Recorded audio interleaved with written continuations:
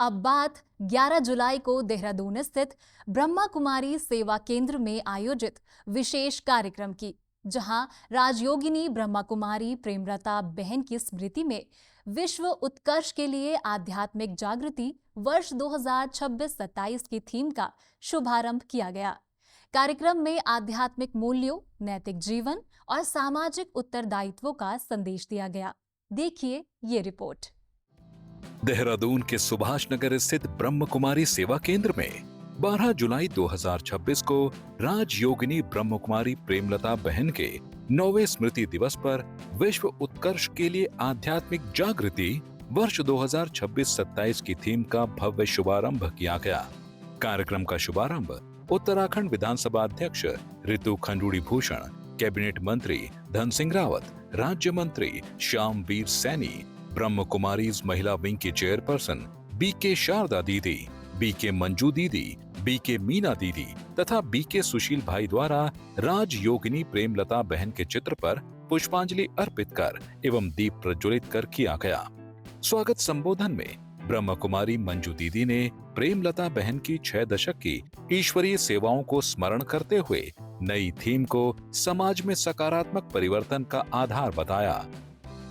वहीं ब्रह्म कुमारी शारदा दीदी ने कहा कि आध्यात्मिक जागृति ही वर्तमान समय में मानवता को अंधकार से प्रकाश की ओर ले जाने का सशक्त मार्ग है और जीवन मूल्यों की पुनर्स्थापना के लिए आत्मचिंतन आवश्यक है।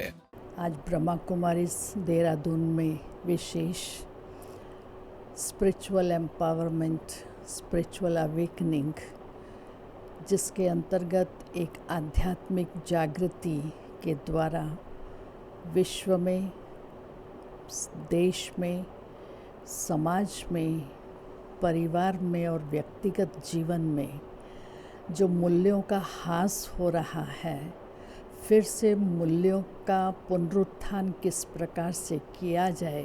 ब्रह्मा कुमारी ईश्वरीय विश्वविद्यालय ये स्पिरिचुअल अवेकनिंग के कार्य के द्वारा एक सुंदर, स्वस्थ, सुख शांतिमय समाज की पुनर्स्थापना करने के लिए अपना पुरुषार्थ कर रही है।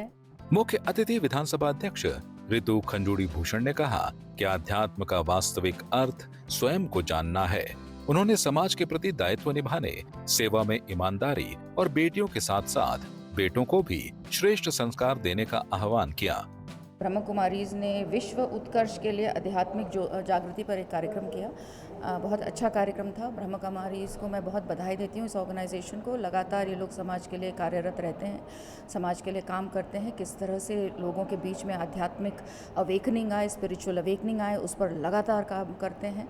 आज के समय में इसकी आवश्यकता है और मुझे बहुत खुशी है कि समाज के उत्थान के लिए लगातार ब्रह्म कुमारी काम करती रहती हैं। कैबिनेट मंत्री धन सिंह रावत ने ब्रह्म कुमारी संस्था की सेवाओं की सराहना करते हुए कहा कि आध्यात्मिक जीवन ही सच्चे सुख का मार्ग है। उन्होंने उत्तराखंड के पूर्ण साक्षर राज्य बनने पर प्रसन्नता व्यक्त करते हुए इस उपलब्धि में संस्था के योगदान और सरकार के साथ संचालित नशा मुक्ति अभियान को भी महत्वपूर्ण बताया। मैं देख रहा हूँ कि जब से ब्रह्म कुमारी विश्वविद्यालय और हमारे शिक्षा विभाग ने नशा मुक्ति अभियान पे एक बड़ा कार्यक्रम पूरे देश में चला रहे हैं हम लोग, उत्तराखंड में भी सैकड़ों कार्यक्रम जो है इसके हो गए हैं। और मैं देख रहा हूँ कि जितने भी बहनें हमारी ब्रह्म कुमारी विश्वविद्यालय से जुड़ी हैं, भाई लोग जुड़े हैं, वो इस अभियान को गांव-गांव तक पहुंचा रहे हैं और इसलिए मैं आज उनको धन्यवाद देने यहाँ पे आया था। विधायक विनोद चमोली ने ब्रह्म कुमारी संस्था को आत्म परिवर्तन का माध्यम बताया, जबकि राज्य मंत्री श्यामवीर सैनी ने देवभूमि की संस्कृति और नारी शक्ति को सशक्त बनाने में संस्था की भूमिका को महत्वपूर्ण बताया। बीके मीना दीदी ने उपस्थित सभी श्रद्धालुओं को राजयोग का अभ्यास कराया और आत्मा परमात्मा के मिलन का संदेश दिया। कार्यक्रम का संचालन ब्रह्म कुमारी सुशील भाई ने किया। अतिथियों का सम्मान अंग वस्त्र एवं पुष्प गुच्छ भेंट कर किया गया। इस अवसर पर राजयोगिनी प्रेमलता बहन की स्मृति में भक्ति गीत भी प्रस्तुत किए गए। कार्यक्रम में बड़ी संख्या में ब्रह्म कुमारी संस्था से जुड़े भाई बहनों एवं श्रद्धालुओं ने सहभागिता की।